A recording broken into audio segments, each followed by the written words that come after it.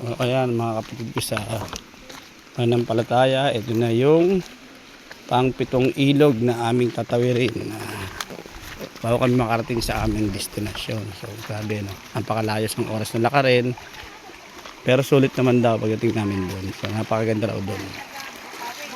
Ayan. Ayan. Grabe. Nakakahingal. Anong masasabi mo, Brother JB? Worth the wait. Work. Kailangan mo maghirap Tama. para makapunta ka sa